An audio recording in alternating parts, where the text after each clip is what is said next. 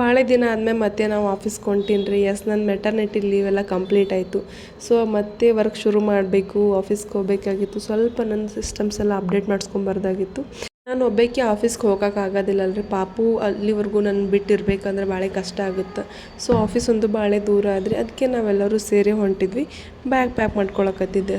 ಮನ್ಯಾಗ ಕಾರ್ನ್ ಇತ್ತು, ಅದನ್ನು ಸ್ವಲ್ಪ ಕುದಿಸ್ಕೊಂಡಿದ್ದೆ. ರಿಚಿ ಏನಾದರೂ ಬೇಡ್ತಾನೆ ತಿನ್ನೋಕೆ ಸ್ನ್ಯಾಕ್ಸ್, ಅದು ಮತ್ತೆ ಹೊರಗಿಂದ ಏನು ಕೊಡ್ಸೋದಂತ. ಹೆಂಗಿದ್ರು ಕಾರ್ನ್ ಇತ್ತಲ್ಲ, ಅದಕ್ಕೆ ಸ್ವಲ್ಪ ಉಪ್ಪು ಖಾರ ಹಾಕಿ ಮಸಾಲೆ ಮಾಡಿಕೊಂಡು ತೊಗೊಂಡಿದ್ದೆ. ಫೈನಲಿ ನಾವು ಎಲ್ಲ ರೆಡಿಯಾಗಿ ಹೊಂಟೆ ಬಿಟ್ವಿ ರೀ. ಇವತ್ತು ಸಾಟರ್ಡೆ ಇದ್ರೂ ಟ್ರಾಫಿಕ್ ಸ್ವಲ್ಪ ಜಾಸ್ತಿನೇ ಇತ್ತು ರೀ. ಪುಣ್ಯ ಏನಂದ್ರೆ ಮೆಟ್ರೋ ಆಗ್ಯದ್ರಿ ಈ ಲೈನಿಗೆ. ಮುಂಚೆ ಮತ್ತು ಮೆಟ್ರೋ ಇದ್ದಿದ್ದಿಲ್ಲ, ಭಾಳ ಕಷ್ಟ ಆಗ್ಬಿಡ್ತಿತ್ತು ರೀ ಹೋಗೋಕೆ. ಟ್ರಾಫಿಕ್ದಾಗ ಏನಾದರೂ ಸಿಕ್ಕಾಕೊಂಡ್ರೆ 3-4 ತಾಸು ಅಲ್ಲೇ ಸ್ಟ್ರಕ್ ಆಗಿಬಿಡ್ತಿದ್ವಿ ರೀ. ಈ ಲೈನಿಗೆ ಮೆಟ್ರೋ ಆಗಿ ಭಾಳ ಚಲೋ ಆಗ್ಯದ ನೋಡ್ರಿ. ನಾವಂತರೂ ಆರಾಮ್ ಹೋಗ್ಬೋದು ಈಗ.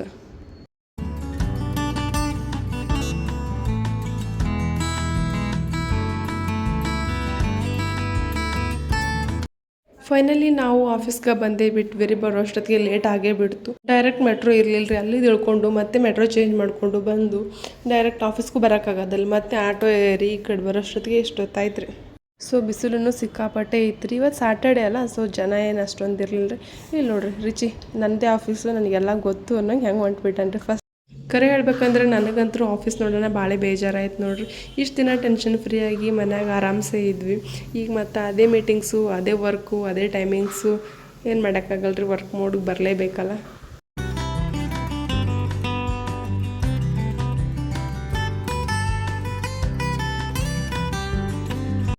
ನಾ ಆಫೀಸ್ ಒಳಗಿಂದ ಏನು ವಿಡಿಯೋಸ್ ಎಲ್ಲ ಭಾಳ ಕ್ಯಾಪ್ಚರ್ ಮಾಡೋಕ್ಕೆ ಹೋಗಿಲ್ಲ ರೀ. ಅಪ್ಡೇಟ್ಸ್ ಎಲ್ಲ ಭಾಳ ಇತ್ತು, ಸ್ಲೋ ಆಗಿ ಆಲಾಕತ್ತಿತ್ತು ಅಪ್ಡೇಟು. ಸೊ ಹೆಂಗಿದ್ರು ಲಂಚ್ ಟೈಮ್ ಆಗಿತ್ತು ಅಂತ ನಾವು ಸ್ವಲ್ಪ ಊಟ ಅದು ಮಾಡ್ಕೊಂಡು ಬಂದರೂ ಆಯ್ತಂತ ಊಟಕ್ಕೆ ಬಂದಿದ್ವಿ. ಊಟ ಅದೆಲ್ಲ ಮುಗಿಸ್ಕೊಂಡು ರಿಟರ್ನ್ ಆಫೀಸ್ಗೆ ಹೋಗೋಷ್ಟೊತ್ತಿಗೆ ಸ್ವಲ್ಪ ಅಪ್ಲಿಕೇಶನ್ಸ್ ಎಲ್ಲ ಅಪ್ಡೇಟ್ ಆಗಿಬಿಟ್ಟಿತ್ತು. ನಾನು ಜಸ್ಟ್ ಚೆಕ್ ಮಾಡಿದೆಲ್ಲ ಕರೆಕ್ಟಾಗಿ ಆಗೈತೆಲ್ಲ ಚೆಕ್ ಮಾಡಿಕೊಂಡು ರಿಟರ್ನ್ ಮನೆಗೆ ಬಂದ್ವಿ. ಇಷ್ಟು ಮಾಡಿಸ್ಕೊಂಬರೋಟ್ಟಿಗೆ ಹೆವಿ ಸುಸ್ತಾಗಿತ್ತು. ಹೋಗಿ ಬರೋಕ್ಕೆ ಟಯರ್ಡ್ ಆಗಿಬಿಡ್ತಾರೆ ಟ್ರಾವೆಲಿಂಗಲ್ಲೇ. ಸೊ ನಾನು ವ್ಲಾಗೇನು ಕಂಟಿನ್ಯೂ ಮಾಡೋಕ್ಕೆ ಹೋಗಲಿಲ್ಲ. ಮನೆಗೆ ಮ್ಯಾಂಗೋ ಐಸ್ ಕ್ರೀಮ್ ಮಾಡಿದ್ದಾರೆ. ಯಾವ ಥರ ಮಾಡಿದ್ದೀನಿ ಅಂತ ರೆಸಿಪಿ ನೋಡ್ಕೊಂಬರೋಂಬರಿ.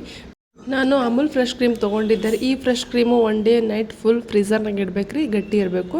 ಸೊ ನಾನು ಇಲ್ಲಿ 1 ಡೇ ಫ್ರೀಝರ್ದಾಗ ಇಟ್ಟಿದ್ದೆ ರೀ. ನೆಕ್ಸ್ಟ್ ಡೇ ಇದು ಒಂದು ಬೌಲಿಗೆ ಹಾಕಿಬಿಟ್ಟು ಸ್ವಲ್ಪ ಜಾಸ್ತಿ ಗಟ್ಟಿಯಾಗಿತ್ತಲ್ಲ, ಬರಲಿಲ್ಲ ರೀ, ಕಟ್ ಮಾಡ್ಕೊಂಡು ಹಾಕ್ಕೊಂಡಿದ್ದೀನಿ. ಹಾಕ್ಕೊಂಡು ಈ ಥರ ಬೀಟರ್ಲಿ ನೀಟಾಗಿ ಬೀಟ್ ಮಾಡ್ಕೋಬೇಕು ರೀ. ಒಂದು 5 to 10 minutes ಕಂಟಿನ್ಯೂ ಆಗಿ ಬೀಟ್ ಮಾಡ್ಕೋಬೇಕು ರೀ. ಆಮೇಲೆ ಈ 1 ಕಪ್ಲೆ ನಾನು ಪೌಡರ್ ಮಾಡಿದ್ದು ಶುಗರ್ ಹಾಕೋಬೇಕು ರೀ. ಮ್ಯಾಂಗೋ ಸ್ವಲ್ಪ ಸ್ವೀಟ್ ಜಾಸ್ತಿ ಇತ್ತು, ಅದಕ್ಕೆ ನಾನು ಸ್ವಲ್ಪ 1 ಕಪ್ ಹಾಕಿದ್ದೀನಿ. ನಿಮ್ಗೆ ಎಕ್ಸ್ಟ್ರಾ ಬೇಕಂದ್ರೆ ಇನ್ನೊಂದು ಅರ್ಧ ಕಪ್ ಆ್ಯಡ್ ಮಾಡ್ಕೊರಿ. ಆಮೇಲೆ ಮ್ಯಾಂಗೋದೆಲ್ಲನೂ ಗುಟ್ಲಿ ತೆಗೆದು ಪ್ಯೂರಿ ಮಾಡ್ಕೊಂಡಿದ್ದೆ, ಅದನ್ನ ಇದಕ್ಕೆ ಹಾಕಿ ಎರಡೂ ನೀಟಾಗಿ ಮಿಕ್ಸ್ ಮಾಡಕತ್ತೀನಿ ರೀ. ಪ್ಯೂರಿ ಎಲ್ಲ ನೀಟಾಗಿ ಮಿಕ್ಸ್ ಆಗೋಕ್ಕೆ ಸ್ವಲ್ಪ ಟೈಮ್ ತೊಗೊಳ್ತಾ ನೀಟಾಗಿ ಒಂದು 5 minutes ಮಿಕ್ಸ್ ಮಾಡ್ಕೋಬೇಕು. ಇಲ್ಲಿ ನೋಡಿ ಮಿಕ್ಸ್ ಆಗಿದೆ, ಇವಾಗ ಫುಲ್ ಕ್ರೀಮಿ ಥರ ಆಗ್ಯದ. ಭಾಳ ಸಿಂಪಲ್ ಅದ್ರಿ ರೆಸಿಪಿ, ಜಾಸ್ತಿ ಇಂಗ್ರೀಡಿಯೆಂಟ್ಸ್ ಏನೂ ಬೇಕಾಗಲ್ಲ ರೀ. ನಾನಿಲ್ಲಿ ಸ್ವಲ್ಪ ಬಾದಾಮಿ, ಸ್ವಲ್ಪ ಗೋಡಂಬಿ ತೊಗೊಂಡು ಸಣ್ಣದಾಗಿ ಕಟ್ ಮಾಡಿಕೊಂಡು ಈಗ ಹಾಕಿ ನೀಟಾಗಿ ಮಿಕ್ಸ್ ಮಾಡ್ಕೋಬೇಕು ರೀ. ತಿನ್ಬೇಕಾದ್ರೆ ನಡುವೆ ಬಾಯಿಗೆ ಸಿಕ್ಕರೆ ಚಲೋ ಅನ್ನಿಸ್ತದಲ್ರಿ. ಅದಕ್ಕೆ ಇವಾಗ ಎರಡನ್ನೂ ಹಾಕಿ ನೀಟಾಗಿ ಮಿಕ್ಸ್ ಮಾಡಿರಿ.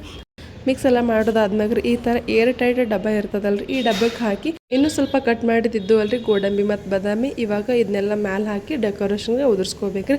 ಜಾಸ್ತಿ ಶೇಕೇನ್ ಮಾಡೋಕ್ಕೆ ಹೋಗ್ಬಾರ್ದು.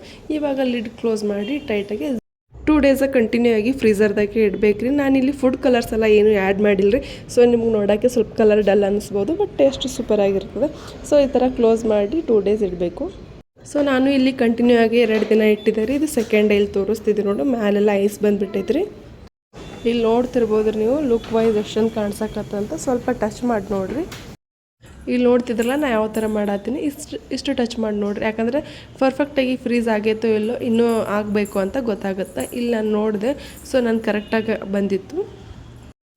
ಟೇಸ್ಟ್ನೂ ಚಲೋ ಆಗಿತ್ತು ರೀ. ಸ್ವಲ್ಪ ಡಿಫ್ರೆಂಟ್ ಏನಂದರೆ ಹೊರಗಡೆ ಟೇಸ್ಟಿಂಗ್ ಪೌಡರು ಕಲರ್ಸು ಎಲ್ಲ ಆ್ಯಡ್ ಮಾಡಿರ್ತಾರೆ, ನಾವೆಲ್ಲ ಏನಿಲ್ಲ ನ್ಯಾಚುರಲಾಗಿ ಮಾಡಿರ್ತಾರೆ, ಸ್ವಲ್ಪ ಡಿಫ್ರೆಂಟ್ ಇರ್ತದೆ.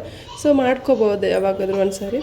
ಸೊ ಇದಾಗಿತ್ತು ಈ ಒಂದು ವ್ಲಾಗ್. ಇಷ್ಟ ಆದರೆ ಪ್ಲೀಸ್ ಒಂದು ಲೈಕ್ ಮಾಡಿ, ಶೇರ್ ಮಾಡಿ, ಕಮೆಂಟ್ ಮಾಡಿರಿ. Thank you.